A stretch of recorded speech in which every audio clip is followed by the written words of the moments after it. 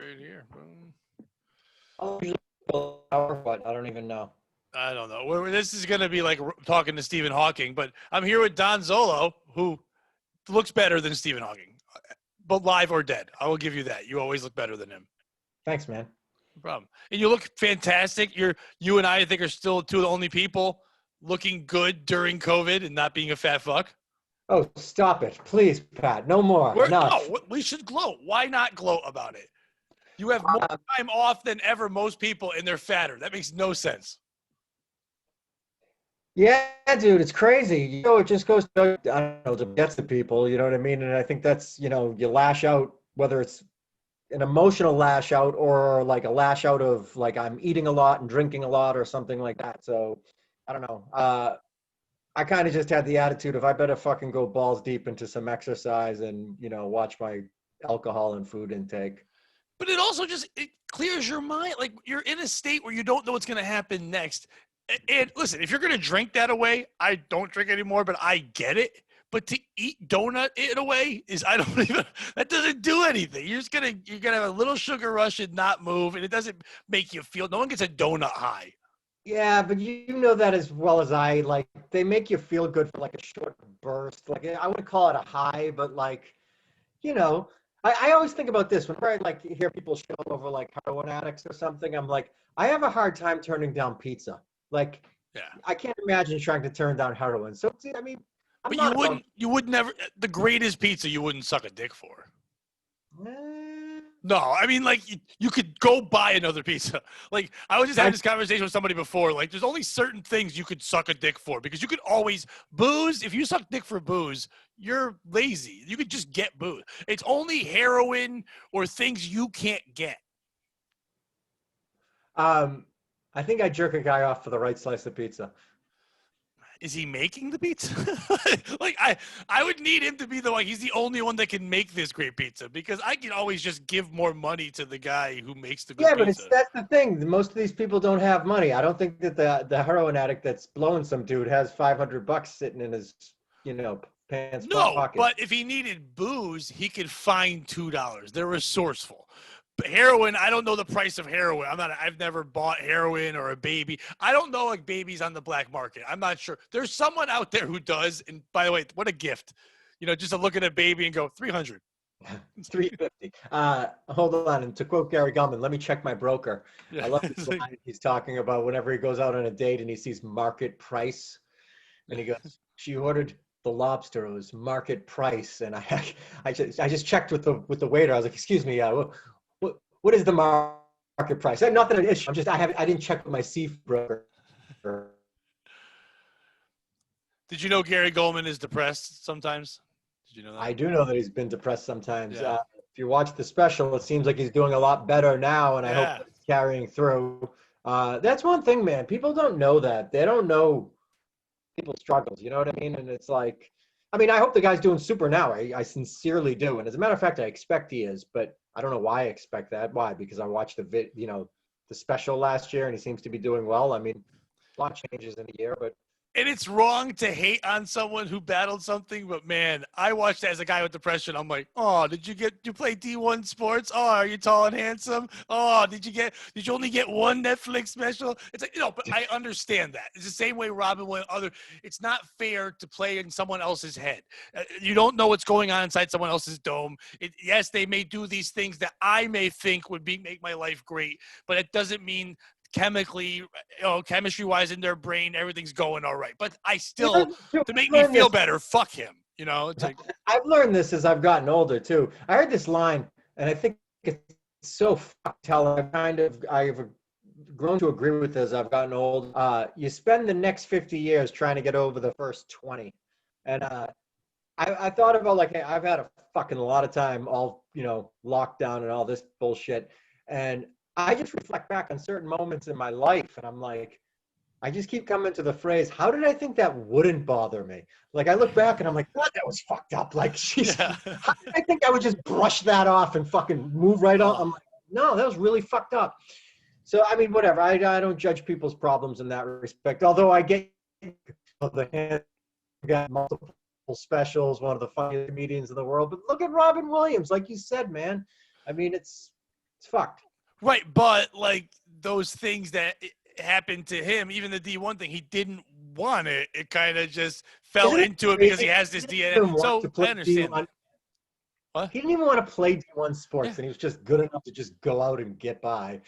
Right, but then again, I look at that first and go, oh, that sucks. But I know some comedians who didn't want to do certain things, but then were like launched in because of a TV show or credit. All of a sudden, now you're hosting this thing, or you're on this radio show, or you're doing this thing, and they're like, that's not my goal. It's not what I wanted to do. And now they're being forced to do this thing that people go, I wish I'd kill for that. Like, okay, you'd kill for it, but it's not what I want to do. It's not who I am. I feel like I'm selling out. So I kind of get it. The older you get, I think you realize you want to go in your own path. If the guy didn't want to get tackled or get hurt, and someone's like, you'd be really good at getting tackled and getting hurt. He's like, well, it's not his Yeah, but he thing. looked at it as, oh my God, I'm going to get like $150,000 education for free. I mean, he wasn't doing it like, oh, I got to be out in that field. It was like, oh, Right. you're going.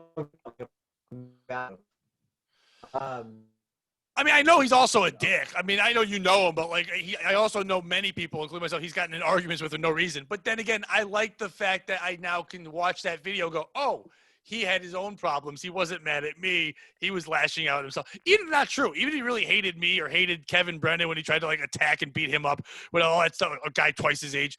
Maybe he was just mad at himself and then attacking other white people for no reason. He does hate you. He told me. No, I'm Nice. just kidding. Good. That would make me feel better. I'd rather, if most of the things in my life, if you go up to someone and say, do you know Pat Oates? I'd rather they say I hate him than who. You know what I mean? Hate him. Or hate who. him than who? Yeah, I'd rather them know who I am and hate me okay. than not know who I am. I did. Do you know Anjan Biswa? No. He's a Boston comedian. He's real funny. I did his podcast last week, and he definitely rocks the boat, like on stage and when he's like, on social media or whatnot. But I thought this was funny. He brought me onto his podcast, and he said, "This is I have Don Zollo on today. The second most hated man in all of Boston comedy." And I started laughing, but I was like, I don't know. Apparently, I push a lot of people's buttons too, and I think I'm a fucking sweetheart for the most part. So, I mean, whatever. There's no pleasing people. But I never thought of you as hated by other comics. I thought you were just hated by people on Facebook when you called them out on their dumb shit. I think yeah, but a lot of them are like, comedians that are kind of fucking, I don't know, they can't, they're not comedians that I could bust balls with on Facebook and then expect them to be okay in the real world. Okay. If that Because makes sense. anytime we've ever done shows again, and anytime I've ever said your name, no one's ever gone, oh, that asshole. So like comedians that are good or matter don't think that of you. So fuck that. Like it just, anyone that hates you is somebody that you probably don't even, they're probably asking like, who is that to yourself? Like you don't even know who they are. No. I do think it's funny. There are certain people that I'm like, I would find myself arguing with on Facebook, and I'm like, I don't even know who the fuck you are. Like, I know what your name is, but I don't know what you look like. I don't know. Apparently you're friends with comics, so you must be a comic. But I'm like, I literally have zero inkling as to who you are, and it's like, I'm just like, whatever. Like, at this point in my life, there's certain people's opinions you care about, and a lot of them that you don't, and who gives a shit? You're like, listen, 2 years ago, Marty Caproni, I don't need your advice right now. He's another one that changed everything too. Like going through the COVID, he had to lose weight, clear his head, find himself, all that shit. I mean, I think a lot of the people that attacked it the right way really could help themselves out because you could either go one way or the other during all this shit. And I decided to clear my mind. I found meditation. I've been running more, doing shit. Tough time. I'd say just about a year ago now, like in September. About September, I was going through a hard time. And then my problem seemed to take steroids from October to December. And I just got to a point where I was like, dude, I got to turn the ship around right fucking now because I can't afford to go any further down the wrong path. And it was that important to me, and that's why I did the 75 hard thing, which you jumped into somewhat. Because I was like, dude, this sounds like a great program. It's going to help me mentally and emotionally. I can't afford this life more emotionally for sure. And mentally and physically, I wanted, the turnaround as well. Yeah, I was about 30 days in and I got really bad laryngitis. And I was like, I had like 3 shows in a weekend. I had to do radio, and I'm like, I gotta take days off, and it sucked because I love doing it. And I still make myself do at least like a 45-minute workout a day. I still keep the diet thing. I love the idea of it. I love the idea of reading things that open my mind and stuff. It was a good challenge. I was happy I jumped in with you. Um, I'm big, so 4 phases to it. And I did the 75 days, and then there's another part that's 30, another part that's 30, and then this is what they do for their fourth phase. I think it's crazy. Um, their fourth phase, you can only start 30 days away from the 1 year anniversary date of when you started 75 hard, and it's a 30-day program. And I forget all of the things that are in there, but there's like, I think 75 hard has 5 components that you have to do every day. This last phase has like 10 Jesus. components, Yeah. and it's 30 days. And I'm sure And it's all insane. It's like it's all of hard, which is follow nutrition plan, no cheat meals, work out twice a day, 45 minutes minimum, one of them outside, drink a gallon of water, take a progress picture, read 10 pages of a self-improvement book every day. Then they sprinkle on for the next phase, and this is all part of the last phase as well, 5-minute ice cold shower, 10 minutes of visualization. Then you got to do 3 tasks towards a goal of your own personal attainment. So it might be something with us, like, comedy related, like making a right. video or writing for a half hour or whatever. And then in this last phase, they add like 2 or 3 more things. And one of them is you have to do an act of charity every day. And you have to speak with a stranger, have a conversation with them. They don't say how long, but it can't be, hey, how you doing? It has to be like you actually stop and converse with someone for a couple of minutes. And then there's one other thing. But for 30 days to do all of those things, I mean, that's fucking crazy. Well, the cold shower and the stranger thing makes sense because if you have time to do all that, you aren't working anymore and you're homeless and you don't have any electricity to heat your water, so you can talk to anybody at the local shower. I did the cold shower. So I've done 2 more phases past 75 hard, and one of them included the cold showers. I was shocked at how great I became at them so quickly. Yeah. Like, I'm talking within 2 or 3 days, I was like, this is nothing. Like, I got this, It was nuts. I could tell myself like, oh, it wouldn't be a big deal, but I know about a minute in, it would be too cold. You know what I mean? Like you're used to relaxing in the shower, and that coldness would almost shock you. But I'm sure it feels good in your muscles, though. No, not really. But No. it feels good, like mentally. You're like, I can't fucking believe I can do this. I'd feel how cold the water was, and dude, wouldn't even bother me. Wouldn't even bother me.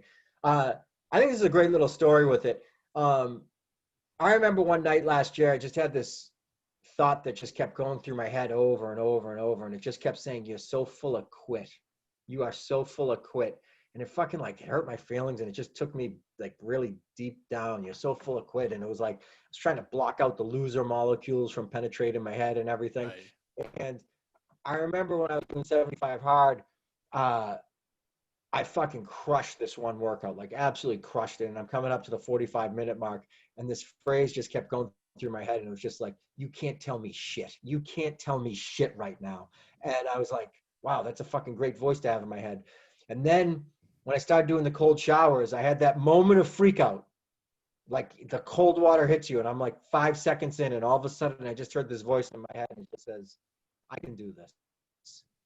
And I was like, dude, the voices in your head are powerful, man. It's just like, you got to get tuned into the ones. Yeah, without a doubt. And you have to realize that they're voices that are come from you, and the doubt ones, the toxic ones, they're okay to be in there, but you can't let them rent space in there. That's exactly it's okay to listen and then go, okay, that's a thing, but is that a thing I can control right now, or is that something out of my control? Because if it's out of your control, then let it go.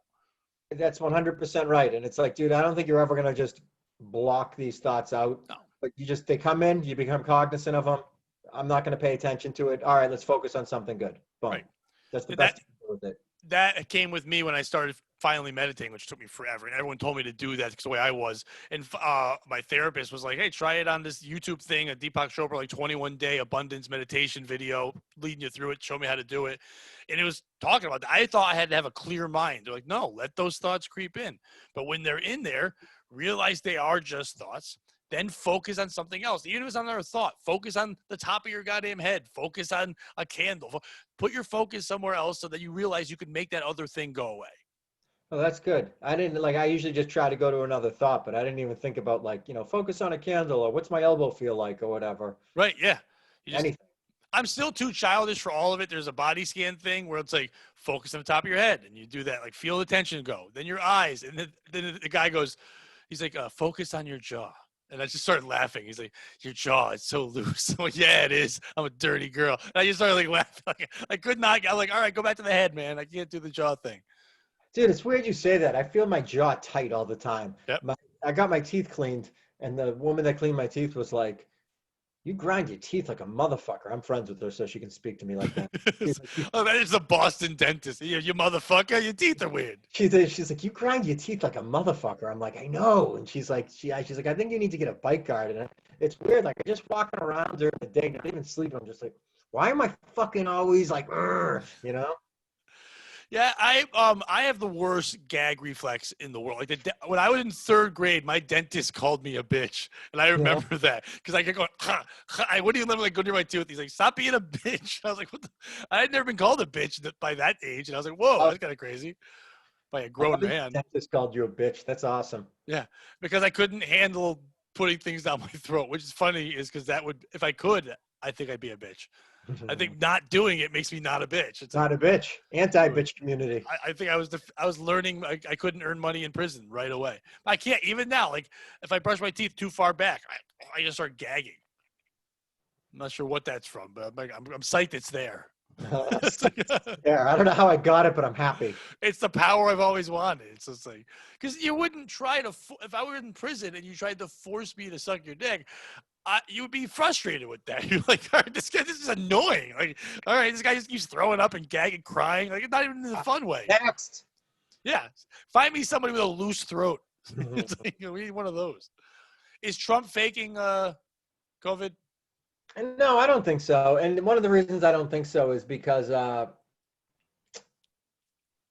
think that there's too much to lose if he was to get caught. Plus, there's got to be people that have access to his medical records. I would think. So, I mean, you'd have to have the doctor forging the certificates too, which I mean, I guess is possible. Not But the other thing exactly.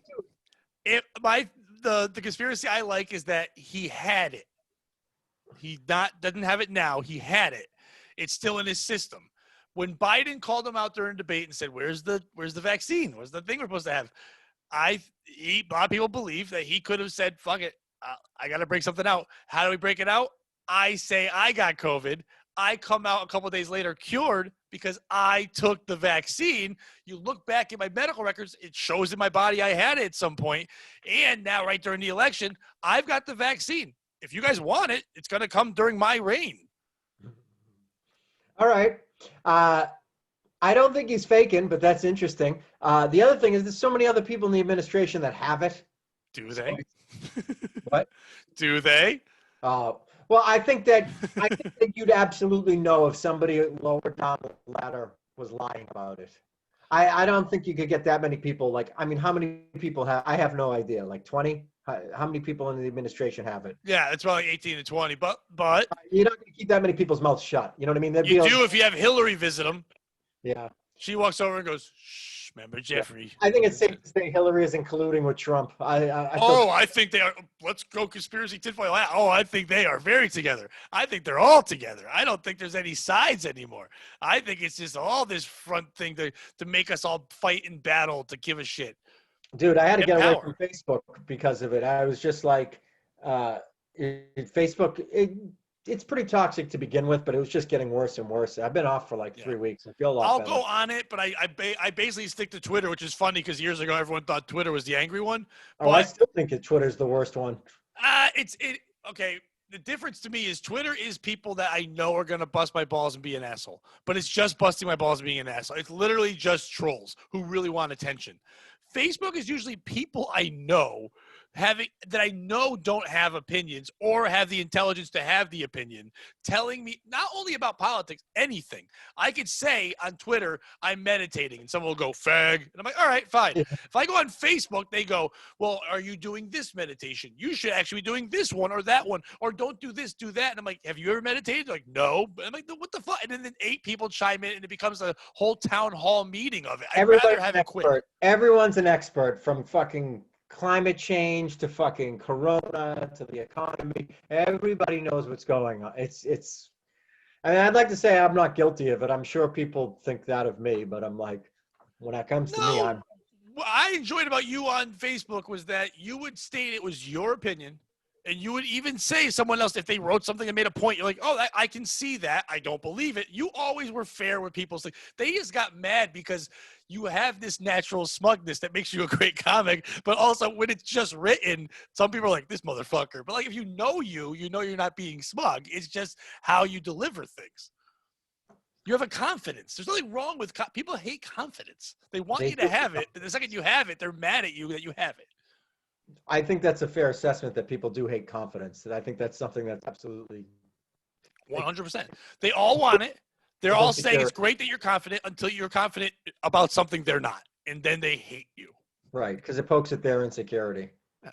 They don't want to see you doing. And also, you were already a guy doing things that they probably wanted to do in life, and then now you're like, "Oh, now I'm healthier and I'm running." And they're like, "Fuck you! You're an athlete." Oh, I couldn't finish my triathlon. They're like, "Fuck you! I just finished a cream pie." Like, Bag.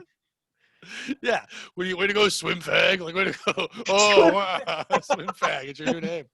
It's like it's just hilarious. People got. I lost Facebook friends when I started running.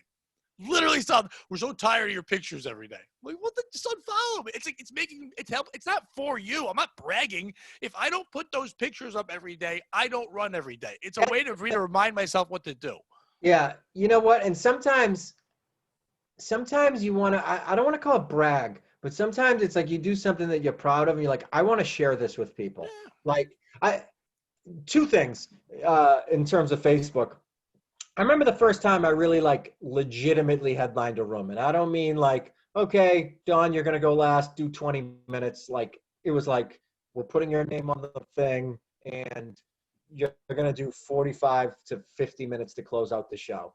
And before that, the most I'd ever done was probably about 30. And I'm like, fuck, I got to do like, 50 minutes tonight.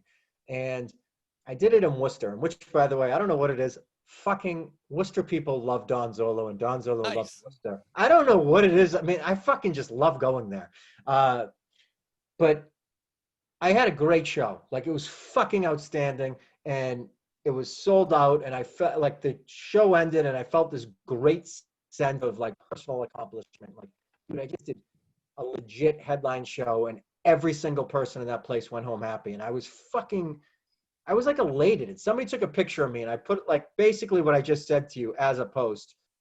And there was like 400 people that like clicked and liked it, and like the comments were very supportive. So I do feel there's a difference between bragging and I'm just really proud of this, and I just want to share this with people. And I feel it's a fine line, but I think people can sense it. Do you Right, get what but I'm there are saying? definitely some people who read that though, and you wrote about a sense of pride, and they still didn't like it and hated it.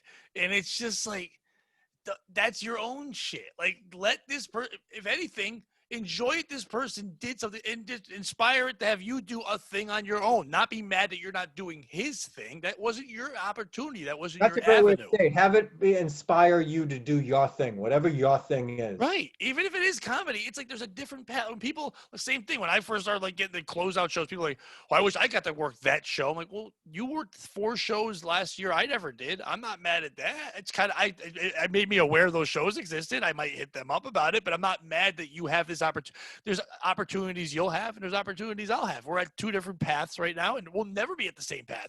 Don't And there's focus on also mine. a thing of like you can deserve something, and so can somebody else. Like, I mean, I think back to this opportunity I got like 5 or 6 years ago that I know like 50 comedians specifically went for this thing, and they picked me, and I was like, I was really fucking happy about it. I know some of the people that were down to like the nitty gritty, and they're awesome. And I was like, wow, they fucking picked me. Way to go. But I thought to myself, they deserve it, but so do I. And it's like, you just fucking got to put yourself out there enough that you get enough of those and put yourself in front of enough of those opportunities that you're going to get some of them. Like when I won the last Comix Standing thing when it was at Foxwoods. So time out for 1 second. Okay. I'm sure I didn't see your set. I know you won it. The finals have what, 3 people? 3 people, Okay. 25 minutes each. All right. So I don't know what went down that night. do I know that you were in a position to deserve to win that based off of having seen you work and seen your act over the years? Yes, you are absolutely at a level that you can win that. Were the other two people at that level too? Maybe. No, Okay. they weren't. Goes against everything I No, was going to but say. you know them. It's Justin Hoff and Matt Barry, and they weren't even featuring it. They didn't. Okay. They were in the back writing material to try to have 25 minutes as I'm sitting there picking Are you out what kidding time I'm me? going to do. No, they did. They had great sets to get through, but they had never done 25 each, and I worked that room. Now the problem with that is people who only kind of knew me were like, "Oh, whatever. You work for them. You used to be the house comic here." But people didn't know that. Here's the real story that people knew me. I worked for them and then I left for a year because they got so mad at me when we had a fight where I was banned from the place. They didn't speak to me for a year. But me and the owner had a falling out, this whole thing. And my first time trying to come back into them to prove myself was going into the contest, knowing they did not want me to win. They were mad at me. And I had to chat. So then people were like, oh, this dude's just moving on. I'm like, no. And then throughout the contest, I was posting the opposite of what you did. I would post about how badly I was going to beat everyone. I was just on purpose having fun. I'm like, I feel really like I would, after I moved on, I'd be like, it's really tough. You know, when you go for your goals, you don't make it. That's the speech I gave the 11 other people because they're losers, but I'm a champion. I'll see you next round and all that until I made it to the finals. But I knew I beat two guys who didn't know what they were doing. And I was on a stage that I knew in a room that I was comfortable in, but I was still proud as fuck. And when I put that up, same thing, 400, 500 likes, but then literally people writing, oh, fuck you, you worked. I'm like, just let me have my moment. You know what I mean? Dude, so there's like 140 comics in that contest, and probably another 100 that get turned down from even being in it. It's like, dude, you came in first place out of 250 people, just about. It's like, yeah, it's a little chest pounding. Go ahead, way to go. Um, but yeah, it's fucking crazy that people even have a problem with that. Dude, you are lucky though if you got to somebody that two people in the finals that didn't have 25 minutes. Good for you. That's happened to me twice. There, Comedy Connection years ago had a contest too, right when I first left comics, and it was like a summer throwdown or something like that. I forgot, something like that. And then the finalists were, I only know that one guy does it. His name is Craig Boudra. And then I think Mike Colella, I think maybe it wasn't him, but it was whoever it was local Rhode Island comedians. And then I joined this thing because I was just getting back from being the house comic. I hadn't done any shows but Foxwoods for a year. So I'm like, I wanted to get on people's radar. And yeah, the two of that, literally we changed it. So in the finals, they did 15 and I did 25. Like I did more time because they had to fill the show and they couldn't do it. So it's like, I'm like, it's not really fair. What if you judge me on a certain amount of time or whatever? But like, well, I assume you won then. yeah, I won it. And then the fucked up part was the next year they said, oh, headliners can't be in the contest. But they hadn't headlined me. So I signed up and they said, right, you can't be in it. And I said, then headline me. And then I stopped working there. Oh. so I was like, oh, good. Now you don't work me at all. Great. But yeah, it was the same thing. Once again, oh, Pat's beating these other guys. Like there was no rules to be in it. You're handing out money. I remember Mike McCarthy won it one year, and the only reason he entered it was he reached out to the people at Mohegan and just said, hey, I'd like to play your club. And they told him, the best way to play our club is to enter the contest. And he was like, okay. And he felt bad entering a contest because he felt like he was going to clean up. And I said to him, he did win, but I said to him, like, dude, you're lucky you won. I'm like, can you imagine if you lost? Because Mike had been doing comedy for I don't even know, 30 years. He won the year after me. So I was the host of the finals. And I think people in the contest know this now. All the hosts are judges. Some people don't know that, but we're judging the entire time. So some people, we're one of the judges too. So Mike was in the finals with Darren Rivera and Drew Dunn. And I voted for Drew. And I love all three of them, but I thought Drew had the best set, but Mike had the most professional set. Drew Dunn's a wicked solid comic.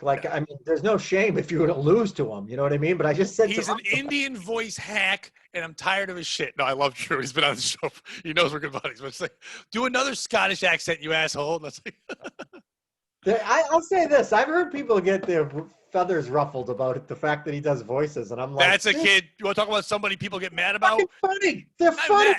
He's a sweetheart of a guy. Like, he's a nice guy. His wife is a wonderful person. They're just the nicest fucking people. And if you hate him, it's because you're a douchebag. You can't hate Drew. Story with his wife. This happened like, oh God, I don't know, fucking, I'll say 6, 7 years ago. I was hanging out with Drew. We were at Laugh Boston. It was packed. We were at the bar and we're having a drink and I'm talking with him. And I look over and I see this chick who's like maybe 15 feet away. And I turned to Drew and I was like, Drew, I'm like, there's some broad like 15, 20 feet away, brunette, keeps staring over here. I can't tell if she wants to fuck me or fuck you, but she wants to fuck one of us. And he turns over and he goes, oh, that's my wife. You're like, oh, so it was me then. It's like, yeah. I go, well, I was right. But I always thought that was funny. I'm like, I can't tell who she's eyeballing, but she likes one of us. I know that. He's like, that's my wife. Oh, he's the best. Talk about the contest with McCarthy 2 years ago when Rob Ryan signed up, and I saw him there, and I'm like, what the fuck are you doing in this? He goes, I want to work the club. And they told me this is the way to work the club. I'm like, you got TV credits. But it's like, but I give Ryan credit with that. He does stick to that. You know what I mean? That's kind of his way of doing it, whatever. That's what he told me, and I've joined it. I did it 3 times, and first time I got down to like the semifinals, I think it was, and I didn't win, but my goal was just to get work. I would have liked to have won the contest, but he ended up working me, and I got weekends because of it. And then the next year, I got set up in this fucking first round. There was like 12 people in it, and of the 12, like 8 of them were fucking ridiculous. I went and like did my set, and I was like, well, see you in round 2. And then I watched like the next 6 comedians and I was like, what the fuck? Yeah. Like everybody was great. And I was like, I didn't advance, but I didn't even have a problem with it. I was like, everybody there was fucking great. Then this year I advanced and I never saw the notice to go to the second round. Like I never saw like when the show was. I got a message, are you here? The show's about to start. And I was like, I have no idea what you're talking about. This year's was weird because I've been hosting it throughout. In the first round, most of these comics, like 75% of them, it was their first show since the quarantine. Oh, and it's yeah. like, so like they haven't performed, and a lot of them weren't getting stage, especially the younger people. So it's like, what I always liked about this contest was that, if people don't know, it's like 150 people are in it, and there's some good comics and there's some brand new people, but you can make it in off your clip. The first round is kind of a throw up in the air because it's only 5 minutes. If you're a young comic who's hitting mics all the time, you could have a hot 5 and if you and I are in it and we don't know what to break down to make a 5, we could come off choppier than that person.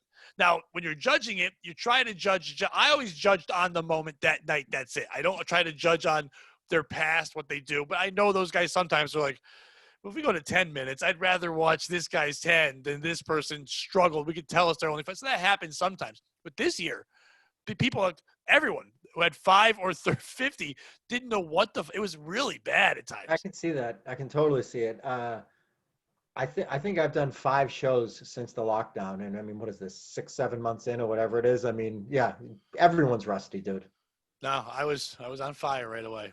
I did 43 minutes my first show back. Did you really? Yeah. And yeah, it was a little, I did about 25 new. And I walked on stage and Darren Rivera was on before me and he walked off and I was like, he goes, I wanted to do some new stuff, but I went with the classes. I'm like, I'm going to try to do something new.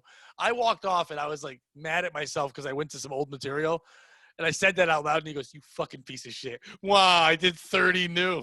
Dude, I've never fucking touched that, ever. I've never touched fucking even in the neighborhood of 30 minutes. I haven't probably touched 15 minutes of new stuff in a set. Like 10 is probably.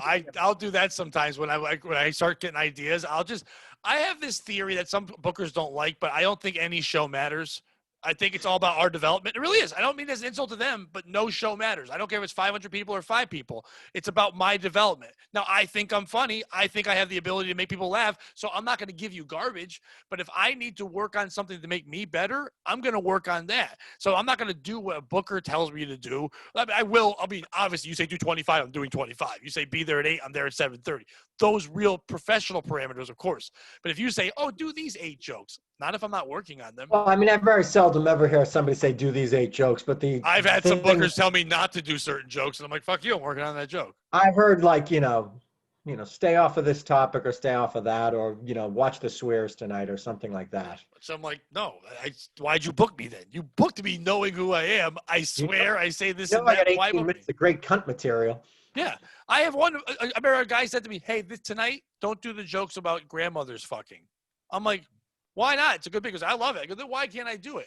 Do you think there's grandmother? The whole point of the joke is proving that old people get too sensitive about old people, treating them like they're not human beings. Let me tell these old people the joke. So I did the fucking joke, and it got applause breaks. He still doesn't book me anymore, but fuck you. I was working on the joke.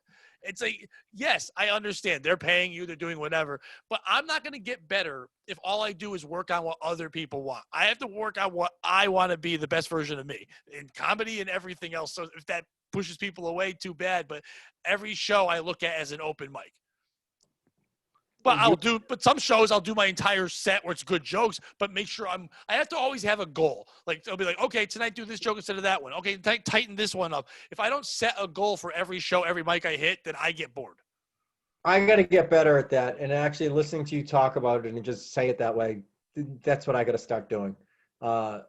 Going out with a specific purpose to work on this one bit in this set tonight. That is the goal. Everything else is just, make the audience laugh, but I have to work on this, whatever. And if you do that, especially to an older joke, it makes you think differently about delivering that joke, and then you don't come off as stale. Like, I'll change a word, a detail. So if I'm doing a joke for a while where I'm getting bored with it, I'll change a detail. I might say, like, tonight, instead of saying it's red, say it's blue. It's dumb, but I'll think about it, and I'll get excited to say it, and therefore the energy comes out in the joke, and therefore the audience feels that too. Right. No, I can totally see that. Even if it's something as simple as doing that. Yeah, and I do the same thing with running and stuff too. Like, today I'm going to try to run this. I'm going to push myself a little bit. I'm going to try to go at this pace, but go shorter. If I don't set goals in things, I get bored. Speaking of setting goals and things, this has been my new thing. Do you ever hear of the Murph? Do you know what that is? No. All right, so it's a CrossFit workout. I did CrossFit in 2012 for 4 months. And while I was there, they were talking about the Murph. And I was like, what the fuck's the Murph? And they're like, oh, it's this workout. It's like the hardest one. I'm like, well, what is it? You run a mile.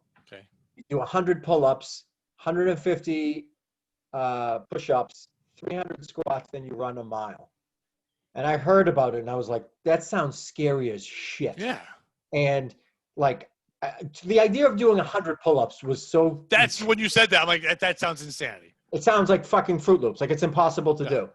I mean, and this is 8 years ago. And last year or 2 years ago, I remember I did 22 pull-ups in 20 minutes, and I was fucking smoked. Like, I had nothing left. And I made it my goal to do 100 pull-ups. And later that year, I would just keep adding 10. Like, okay, you did 22. Next week, do 30, 32, somewhere around there. And from, like, January to May is what it took me, and I got up to 100 pull-ups. It took me 55 minutes doing just pull-ups. So your arms must have been burning. I actually had built, I mean, don't get me wrong, I knew I had worked out, but I'd been building up to it. So it's not like, to be honest with you, I probably hurt worse the day that I did 22 than the day that I did 100. Yeah. Because I've been working at it. So it took me a few months. I got up to 100. And then, this past year I got into way better shape. And on Memorial Day, that's when everybody does their Murphs. You do the Murphs on Memorial Day. That's their reasoning. Okay. It's like, you know what? I'm not in CrossFit, but I'm going to do the Murph. And I did it. And it took me 55 minutes. And I was so fucking elated with myself. Like, I was so proud. And I'm like, I ran 2 miles, did the 100 pull-ups, 150 push-ups, and 300 squats in the amount of time that last year it took me to just do the pull-ups. So the last mile must have felt great. Well, yeah, because I know I can run the mile. Right. That when you got through the thing that you worked hard to get to, and then that last mile is almost like coasting. It's like, yeah, almost. But I was running as hard as I could because I wanted to get the best time I could get. I got 55 minutes. So I don't know what it was, dude. Like, almost 3 weeks ago now, I just said, I'm going to do a mini Murph every day for a month. A mini Murph being half of what the requirement is. So instead of doing 100 pull-ups, it's 50. Instead of doing, it's 200 push-ups, not 150. It's 200 push-ups. So to do a mini Murph, I would do 50 pull-ups and 100 push-ups and then 150 squats and then do a half a mile run, sandwiching them in. And I said like 3 weeks ago, I'm gonna fucking do this every day for a month. I did it for the first week, and then the second week I went out and bought a 20-pound vest and started doing it with the 20-pound vest on. Jesus. And now I'm doing 2 of them a day. I do 2 mini Murphs. So the 2 mini Murphs equal 1 full Murph. And I'm doing one every fucking day. And at the end of this week, I've already done 3 or 4 days of it.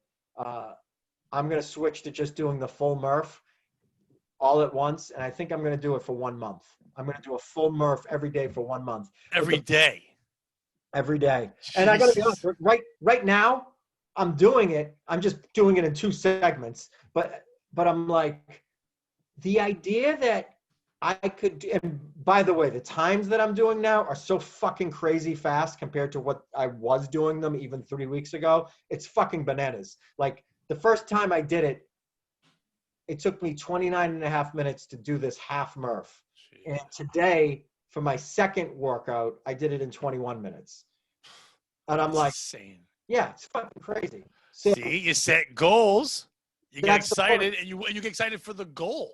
and dude, it's crazy. Like now I do them and it's not even anything to me. Like I'm like, all it is all right, I'm gonna work really fucking hard, but for a short window, and I know I can do it.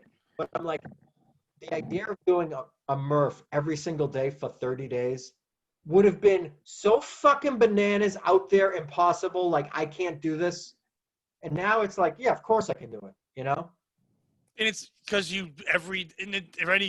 I tell every young comic this: if you want to get good at something, you have to put in the work every single day. They're like, "Well, I don't want to go to open mics." Well, then you're not going to get good. You don't bitch about not featuring because you have to. Well, they don't let me do 25. No one's going to give you. When you try to do comedy, it's easy to get 15 because you can build 3 5-minute sets. You can find a 10-minute showcase somewhere. You can do that. Once you're middle, it's easy to headline because once you can do 25 good, you've got 40. Like that's kind of like you're good 25. You're not doing all your material. You've built up good material. But no one hands you 25 minutes. So if you want to do that, you've got to work, you've got to travel, you got to take gigs that you won't get any money for. You've got to say, please just give me 25 minutes. You've got to hit mics every day with different mindsets, pacing, changing, all that. Beat yourself up. So when you do it, you finally can handle it. It's not even about doing the 25. It's the work, like you're saying, the running and the lifting and all that to get to that. It's like I've thought about if you just set up parameters like, okay, I'm going to write every day for an hour and I will be on stage, 8 times this week or whatever it might be. And you stick to that for 2 months. I'd like to see if you could measure your progress somehow. Do you know what I'm saying? Yeah. It's kind of hard in comedy because you can't measure, well, I really fucking crushed tonight and I ate a bag of dicks this night. It's like, but. Well, whenever I work on anything, every performance I do, I record audio on my phone. I don't do video because I don't need to see. I want to hear it the way I heard it. So if I'm on stage, I have the phone in my pocket or right next to me. I don't want to hear the background noise. I don't want to hear from a different angle. In your pocket? I never knew that. Yeah. It'll record on your pocket, on the stool, off the side of the stage, wherever you want to put it. But sometimes I'll just throw it right in my pocket and hit record there, and I hear it just fine. And I go home and that day, take the notes off what I did, and then I erase it because I don't want to hear it the next day when I have too much time to overthink it. I write the notes, then I'm done. I take those notes, and then the next day I'm performing, I work on those notes, same thing, recording it again, going over and over, and basically paying attention to things like pacing, my cadence, delivery. Not even so much. I don't care about the laughs. The laughs are gonna come. I mean, it's more about how I'm delivering. Does it make sense? Is there too much fat in it? And if I listen to it every day like that, I get used to what it's supposed to sound like. And too many comics, I think, try a joke out once. It gets kind of a laugh. They go, "I'm done." It's like, no, you're not even close. You write to edit. That's all comedy is just continuously beating it up. I think it's a really famous writer. It's like Ernest Hemingway or something said, write drunk, edit sober. Yeah. I don't. That was either Dr. Seuss or Ernest Hemingway. It was one of the two. But it makes sense. I know people that create high. And now I don't do anything anymore. But I know people that do that. But I'm like, yeah, okay, create high, but edit not high. Like you've got Yeah. to be able to focus on that high. We've all done that. You wake up in the middle of the night, you write down some idea, you go back to sleep, and then you look at it the next day and go, "What the fuck was that?" And then Somebody said this. They go, you write when you're fired up. When you're fired up to write, you write. Don't force writing, but force editing. Like, right, like don't sit down with a piece of paper and be like, well, it's time to manufacture some funnies. No, like they said, I write when I'm fired up and oh my God, this is such a great idea. And all right. And then they will consistently go down and look at it and be like, okay, how can I make this better? But they're not right. sitting down going, I am going to come up with a good idea. I think you should write the way you studied in school. And I was not good at note taking. I wasn't somebody who sat down and took notes. I was better off if a teacher had me say something out loud or they spoke to me and I took it in that way. I'm more verbal. So the way I write is if I get an idea for a joke, I put just the word or the idea in my phone quickly and the notes. And I go to a mic and I verbally for 5 minutes just work out the idea. I don't care if it's funny or not. I brainstorm it out loud. I try to tell the story what I think it is. It might not have a punchline yet, whatever. I record that audio. And then from there, I write down what I said and then work off listening to myself. Do it again and again until it comes down to what it is. But if you tell me to go sit down in front of a notepad and just start writing, I'll never get anything done. Now, do you feel the anxiety of bombing when you're doing that? If you know, No. like, I doesn't hope I even bother bomb. you. I hope What? I bomb. I'll only learn from the bomb. Like we only learn from our failures. Like if anyone's, I've never. I don't believe in bombing. I don't. I think. I mean, yeah. I mean, you could watch someone go. They just weren't funny. But if your only purpose is to kill, then yeah, I guess you bombed. But if your only purpose is to get better, like, when someone goes an open mic and goes, oh, they bombed. I'm like, you can't bomb in batting practice. It's Right. batting practice. You're just working on your swing. And like to me, I go up there and if something doesn't hit, I go, oh, I've got work to do. I'm working on this and I'm excited. I'm going now back to the lab and I'm working on the thing and I'm writing and it's my fault. At the end of the day, if they don't get it, it's my job. I hate when someone goes, oh, they're this age or they're that. No, they paid to sit in a seat. If they don't get it, it's my fault as the comic not getting them to get it. So I got to work on it to make it more universal, to make it relate more. And I get excited for that. I always say that too. I'm like, oh, they fucking suck. Well, they might suck, but it's your job to turn them. Yeah. They might suck, but they still all got together. I call them audience Americans. No matter what race they are all one race. They're people that bought tickets to a show and they want to laugh. And if you go, oh, they want to be offended. I'm like, well, no, because maybe you started off wrong. Like I tell most comics, the first thing you shouldn't do is walk up and go, how about the pizza or the weather? It's like, unless that's your charisma. If you have charisma, then maybe you can do that. If not, you should have a 10 to 30-second quick joke that uncrosses arms, unclenches butt cheeks, and gains trust. Boom, quick laugh. They're like, oh, I trust this motherfucker. And then you could say, hi, how are you? But gain the trust and then they'll allow you to take chances. But if you don't gain the trust, then they're going to judge you on your words and your thoughts and if you're a bad person. But if you make them laugh, you finger them before you fuck them. You don't just fist them. I mean, but too many comics come right in and no spit, no nothing. They just go too hard. Yeah, no, that's a good point though about just getting them on your side before you know. Remind them they're supposed to laugh. Don't tell them how great their town is or how pretty they are. Don't butter them up. Just make them laugh. That's why they're like, oh, good, he's funny. Like, we wanted that. That's what we came for the funny. It's a comedy show. That's one thing is I feel too many comedians are trying to, and it's mostly at a lower level, but it happens at the higher levels too, but trying to make a point first and make it funny second. And I'm like, fuck that. No points. Yeah. If you have a point, great, but make me laugh. I don't give a fuck what it is. Make me laugh. Yeah, get a podcast. If you want to do that, you want to make points and make people laugh, get a podcast. Then you can make your point and your thing. But when you walk into a place, I try to avoid anything that's going to be polarized. Now, I'll go after, things are supposed to be triggering and stuff. I like to make fun of like power of words and things like that all the time. But I'm not going to on purpose push my political view or my religious belief or anything like that because it's just going to alienate people who came out to have fun. What am I doing? I'm not running for office. I'm not trying to change people's minds. They're supposed to be laughing. Which ain't happening, by the way. No. I think it was And if Doug. you do, that person's retarded. If at a comedy show you change someone's whole view of life, they're retarded. Um, I think it's Doug Stanhope. It's like a very highly respected comedian. He's like, yeah, I'm done. I'm done fucking trying to change people's minds. He's like, he's like, I've written like maybe 10 bits that I think are mind-blowingly good and shed light on my point of view, and no one cares. And I'm just like, yeah, well, if he's not fucking doing it, like, what are the odds of you? Right. Well, and the biggest problem is I think that a lot of comedians start to think there's more to than just making people laugh. We have to make them think. I have to become more of a person. They have to know this. But they forget that every day, the person that doesn't, non-creative people work very hard or even hate their lives or whatever it is, and they just want to be distracted. They want to hear. There's a reason why Jeff Dunham has so much money, okay? And you can hate on him all you want. It's silly, it's stupid, and people want silly and stupid. The Three Stooges are the most famous act ever because they just hit each other and made noises. It made me think. Yeah, like duck. Right. It's like fucking. What was I just gonna say? Like a fart joke is something that's, I hate them, but man, when someone does it, they all laugh because it's silly and stupid. And sometimes people don't want to think. I think about like the reason that I wanted to get into comedy when I was younger.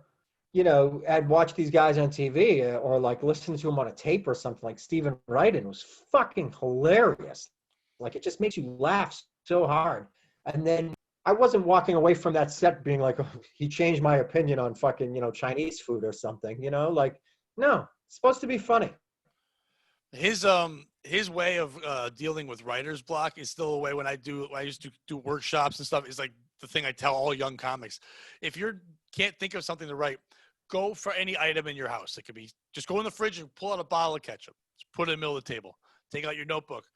Write 5 observations about ketchup. That'll be funny. Just write them. Then write 5 things about ketchup if you never knew ketchup existed and aliens brought it down. And they showed it to you and said, this is ketchup. And you're like, what would you ask? Then write 5 things if you were ketchup. When you're done with this, you'll probably have no jokes about ketchup, but you'll have 3 or 4 new jokes. Because it opens your mind. It stops you from overthinking. You start to go, oh, what if I was ketchup? I'd go on a sandwich. Remember that time I had that sandwich at that place with that girl, that fat girl that gave me herpes? Oh, all of a sudden you got a joke about the girl with the herpes because you're thinking about something else. It frees your mind. It has you like the meditation thing. You focus on something to clear your mind. Or like Seinfeld has used it, and he gets 10 jokes about ketchup. So sometimes it can focus and do that too. You can overthink him, like him or Goldman, who overthink a thing, and that's their humor. That can come from that, but it's such a simple thing. But if you have a writer's block, just pull something out and just start writing about it. So Stephen Wright said that? I had been told by people that Stephen Wright was the person that first told people that. I never heard that style. Like I kind of want to fucking try it. I'm gonna write about an empty Dunkin' Donuts cup. That sounds interesting. I'm like, whatever. It's fucking worth trying. And it definitely gets you in the writing mode, and you start writing silly shit because all of a sudden you start really doing it, and then you're like trying to make yourself laugh. You write something dumb, and when you make yourself laugh, your mind goes to fun places, like the other things that made you laugh. And next thing you know, you're thinking of shit you never thought about. Right. The 2 ways I do that, or I go back to old jokes I hadn't done in 10 years or jokes I gave up on, and then I go, oh wait, I just didn't know how to tell that joke yet. Now I do. It is weird. Sometimes now you come back to like really old stuff and you say, oh my God, I can do this joke, the exact same joke now, and it'll work. Or what if I take this one extra piece that, of information that I learned in the past year and now I throw it in and it works. Yeah, because we just weren't ready yet. And it's so funny to go back and look at. And when someone says to me like, oh, that joke doesn't work, I'm throwing it away. I'm like, did you think of it? They're like, yeah. I'm like, are you funny? Like, yeah. I go, then it's funny. You're just don't know how to do with it yet. Don't get rid of it. You're a funny person. Dude, I don't know about that. Like there's some jokes that I think they just suck. But there's something, okay, maybe the joke sucks in the structure or the way that you're looking at it now, but something in the core of that thought that you had is funny. I don't know. I look back on some old notebooks and I'm like, what a pile of shit this is. Right. But what if you wrote about all the piles of shit you wrote and to compare it to the piles of shit you dated and to compare it?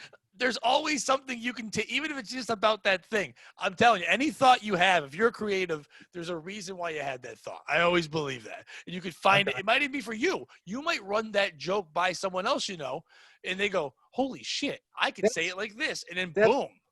That's a fun thing when you write a joke that's like not for you, or somebody else writes a joke and they're like, I'm not going to be able to pull this joke off, but it's for you. I have a buddy who's gay, and I've written him 3 jokes, and I'm like, I don't know. I can't be gay. Here's these. I might suck the dick if the joke was good enough. Yeah, that's what I took it for like 25 minutes at Lap Boston, the middle again. It was fun. So I was like, I remember, oh God, what was the joke there's this kid, Nick Pine, who's like, he's on some show on NBC. He's got like a starring role in it, but he started out in stand-up. And I remember once he came up to me, and he's kind of a nerdy looking kid. That's what he plays on this show. He plays a nerd.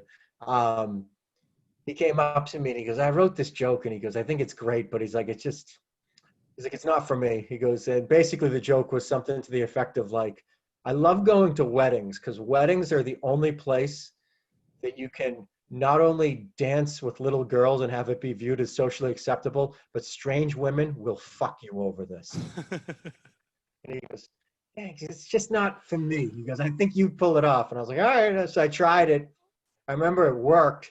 And then he called me back like a month later and he's like, I did the joke at this fucking club and it worked. Can I have it back? I was like, yeah, fuck, have it back. I've done that too. I've written a couple things for other people, and then I tried it once somewhere, and I'm like, I'm gonna need this one back. Like I figured it out. Oh, like, God. There was one about a buddy of mine's bisexual, and I tried to like think. I had an idea about it, and I gave it to him. Like, I will never use it, but then I just tried it like in a crowd work thing on stage, and I'm like, oh fuck. I go, I'm gonna use it sometimes. He's like, all right, whatever. But it was just basically like you're never bisexual unless you're inside someone, because no, you're only bisexual when you're not. You can't be when you're inside someone. Because if you're fucking a guy, you're gay. And if you're fucking a lady, you're straight. And I was doing a thing like where there's like 2 butts lined up, and it's like gay, bi, straight. He's like dancing in and out with emotions. That's funny. And he goes, well, I don't like dancing around. He's a bigger guy. I'm like, what? I go, you don't have to do the dancing around, but to me, it works better when you're making it silly. Because if not, you're gonna bother somebody with what you're saying. So you got to make it a little bit sillier. So, but then I tried it in the crowd work thing to a guy who was bi, and he laughed. I'm like, oh, I kind of want that, but then again, I don't want to just do a bi dance because then people go, "Are you?" I'm like, no. I like that joke though. That's a great joke. It makes sense. It's like in a way, but it's like the other one I tried to do, and nobody was. I tried to give it to 2 gay people. They didn't want it. I think it's too stupid. But there's a guy I know who's a comic, and he found out another friend of ours came out of the closet, and he was like, "Oh man, do you think he wants to fuck me?" And I go, well, why would he fuck you? And he goes, because he's gay. I'm like, no. I get what you're saying.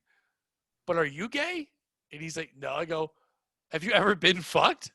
And he's like, no. I go, then why would you I go, if I thought that about him, I'd go, oh, he's gay. Does he want me to fuck him? Because I just fuck. I've never been fucked. I'm straight. So the fact that you just said, does he want to fuck you, means I think you're gay. And he's like, fuck you, I'm not gay. I'm like, well, then why would you think about this guy fucking? If you don't get fucked, you're the fucky, not the fucker. But doing it on stage, people get too a little uncomfortable with it. But I like the idea of that. Like you can find, if you want to find out your friend is gay, tell him another friend came out and see how he reacts. If he goes, I wonder if he wants to fuck me. Like, oh, yeah. All right. But I don't wonder if anyone wants to fuck me. I was just gonna say the other way is to just say like, I wonder if I want to fuck him. Now that I know he's gay, do I want to fuck him? I mean, I always I always want to fuck everybody, but now I can't. Like, when I was in LA, I went out to this bar one night, and when we got there, people out there go, oh, it's not a gay bar, but there's definitely going to be a lot of gay dudes in here. And I was like, oh, okay. And I was getting hit on so fucking hard, and I had such like an epiphany of like what women feel like when they're getting hit on. Yeah. I was like, oh Jesus Christ, they just don't stop. And then I was like, I remember there was like 3 dudes, and I was just like, dude, you're barking up the wrong tree here, and like I would kind of like feel that they were hitting on me, and I preemptively cut it off.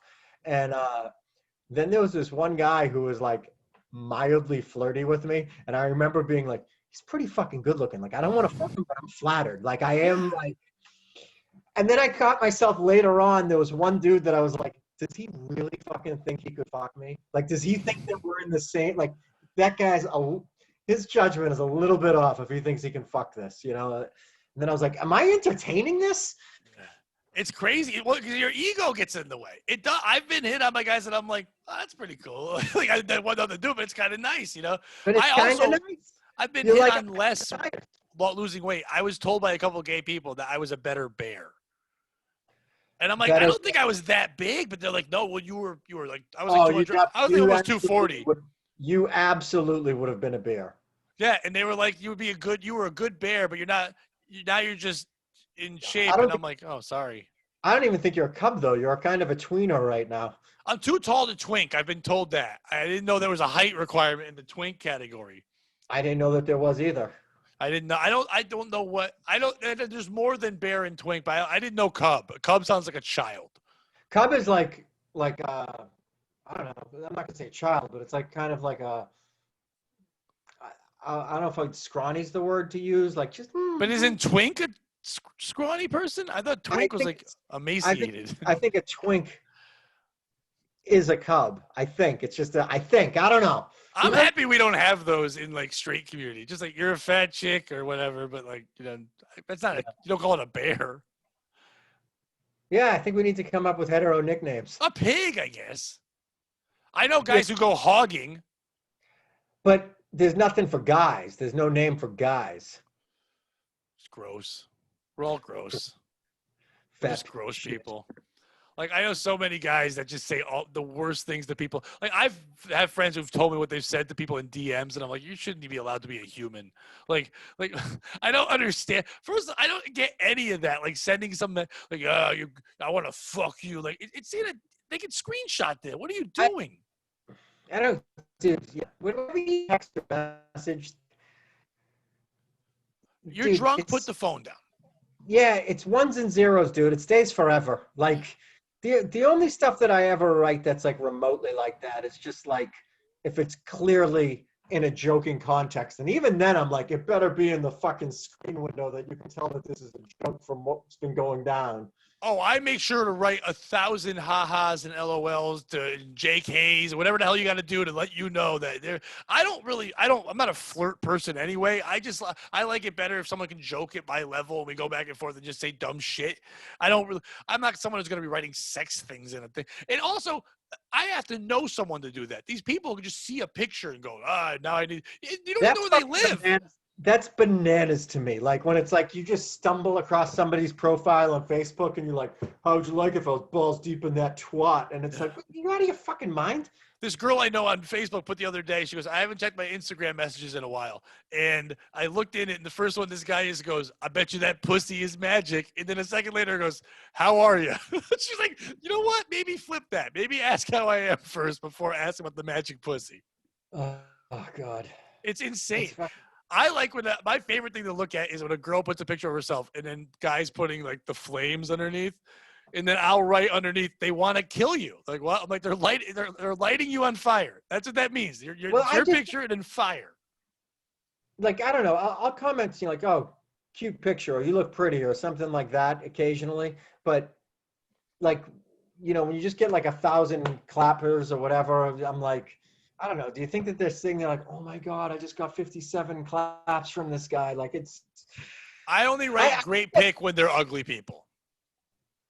If they're ugly, then I'll be like, oh, you look great, because they look the best they ever did, but they're gross. Like I'm not gonna put you're pretty.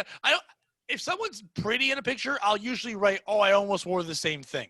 I write something funny and I stick out. Not even doing it to hit on them. I like to watch people get mad at that. Like they're like, beautioso or whatever. They're like whatever language they're writing in, and they're finding you from France. It's like, what are you doing? Don't be creepy overseas. I've been looking at Instagram lately because I've been off of Facebook, and I'm just like, I find it so fucking pathetic, the validation that some chicks need. And I understand they're hot, but I'm like, is this all you do? It's like, you're just hot. And the only thing I find more pathetic is that I give them that validation by clicking like. I'm like, this is even more pathetic. And I'm playing the game.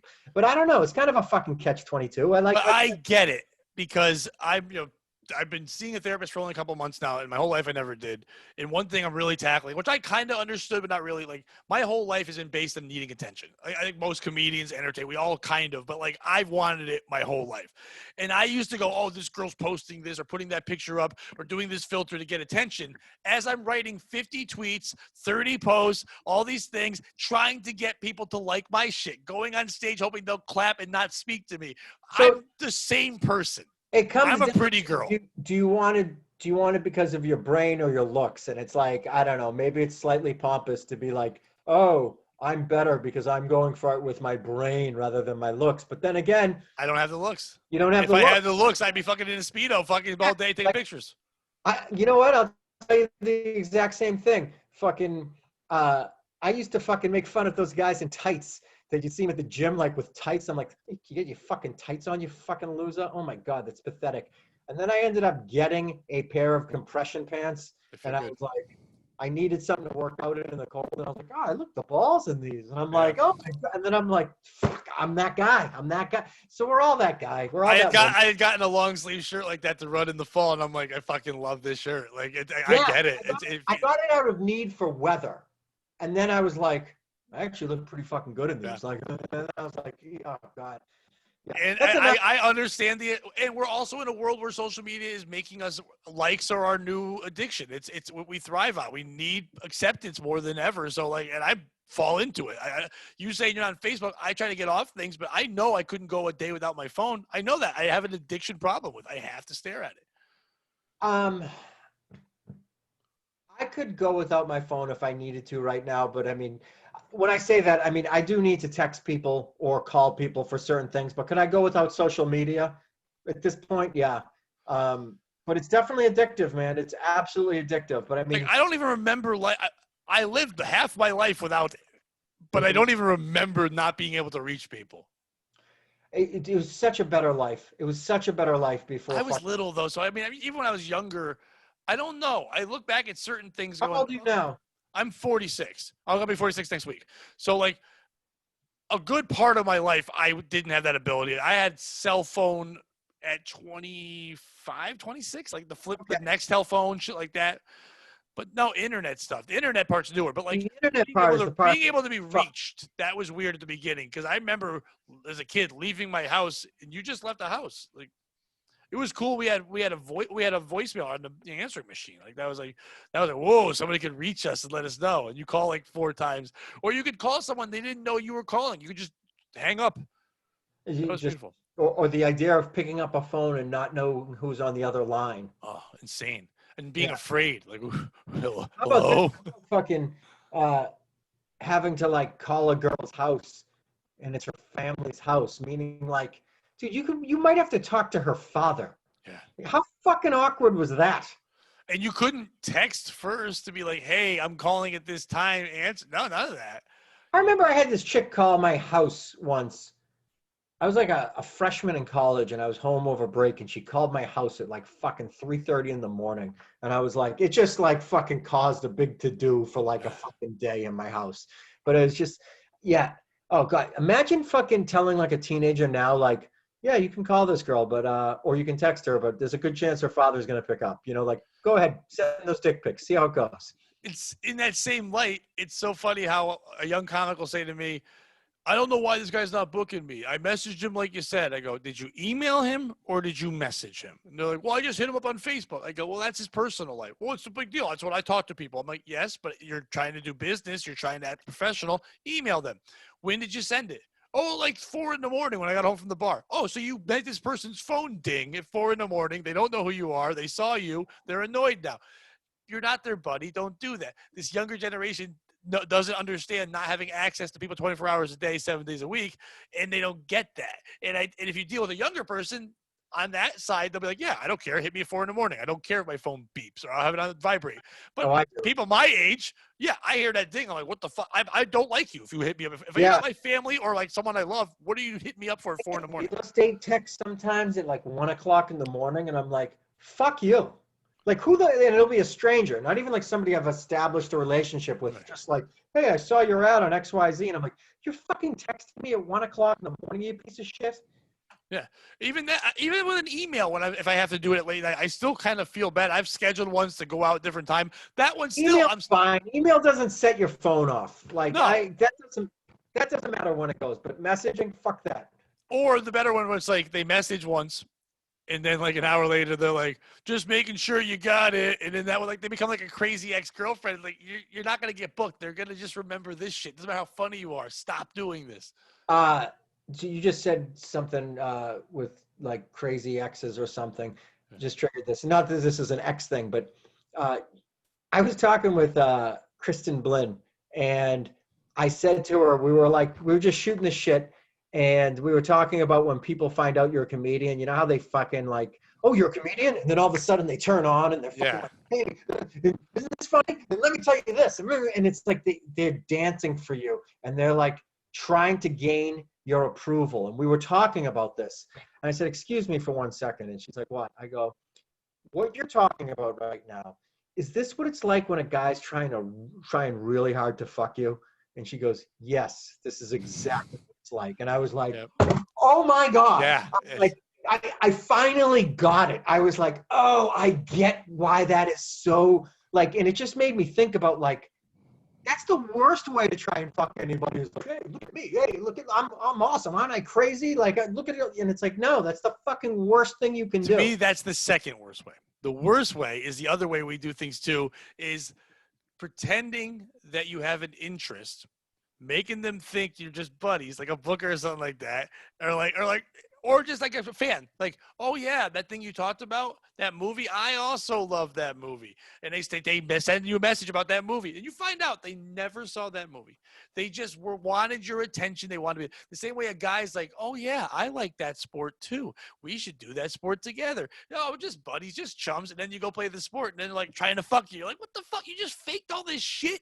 Right. And I said all I wanted was someone to connect with on this one thing I have interest in, and you use that as a fake move. Women, anyone that says women don't have it harder, I don't care about in comedy, just in life, they do, because men just walk around trying to fuck you all day long. Even the guys like us who don't, we understand, because that back of our mind, it's there. But most of us can go, I don't do that. That's not what I do. But the thought is there. You recognize it because it's in us. I don't. When I see a guy do it, no, when I see a guy doing it, I can go, like, I've talked to like female friends of mine, and they're like, well, how do you know that? I go, because in the back of my mind, I can see it. There's been girls I've been very good friends with where for 1 second in my head, I went, I wonder if it would be like to date them or fuck them or whatever. Then I'm like, no, they're my friend. Why is that dumb thing popped in my head? Go away, dumb thing. This is my friend. No, it's about, I do have that. But then some guys, they can't do that. They're like, oh, it's there now. Now I got to try to fuck it and ruin all the relationship I had.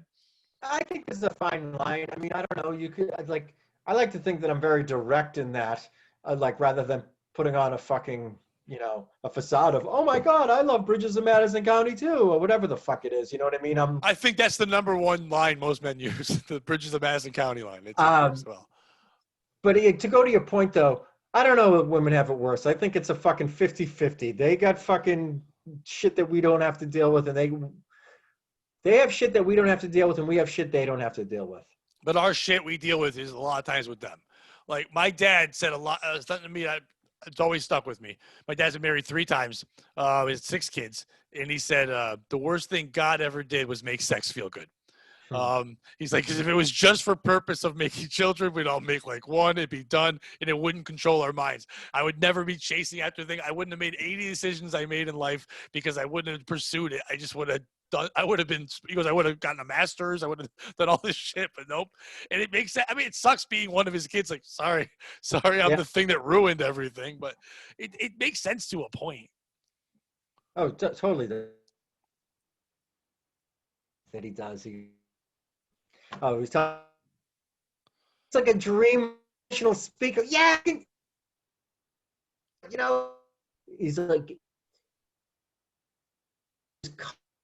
a state of don't worry about it. And I'm like, yeah, that's pretty how it is. Oh, boom! We are at over an hour. Don Zollo, thank you so much. Where could people follow you? Where do you want them to see you? At Don Zollo Comedian on Facebook and Instagram. I'll be returning to I was Facebook gonna at say, some point. don't send them to Facebook. You're not gonna be there. It's like At some point, I'll come on and accept it. I think I'm walking away. You know what I said? I'm going to walk away for 75 days in keeping with 75 hard. nice. And if I'm telling you, I know Don, you won't be saying this, but if you're someone who's really interested in the 75 hard or the Murph thing, Don loves talking and he's a good motivated guy. So I was like, if you want to hit him up and have a real question, don't just fucking use it to hit on him like we just talked about. Don't pretend like you care about the Murph. But if you have questions about 75 hard, Don's a good guy who's mind to pick about that if you want to get in good shape. Do you know Ed Bratz? Do you remember him? He was in the Yes. comedy. Okay. I did his podcast like earlier this year, and he asked me about 75 hard, and I started going into it and blah, blah, blah, blah, blah, blah. He sends me an email. He's like, dude, I'm fucking like 14 days in. He ended up going through the whole fucking thing. Nice. He did, and he lost like 30 pounds. He looks the balls. And not only you lose weight, but literally you start to get, I mean, really this sense of self-worth. Like you really do feel really good about, and that's where people go, oh, confident you fuck. But fuck you. I'm doing some shit you can't do. The hardest thing is not the workouts. It's the commitment to all the things you have to do.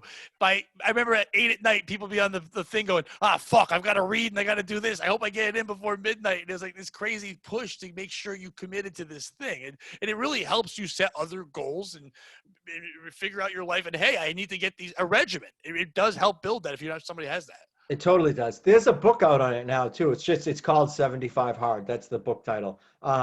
I've read it twice. It's fucking great. It talks about a lot of the points that you just made, but it takes them out a lot further, obviously. And no, it's not the same movie about an old man with a boner. That's a different movie altogether. 75 Hard, that one is beautiful. So, Don, thank you so much, man. I appreciate it. You got it, brother. Thanks for having me, man. No problem.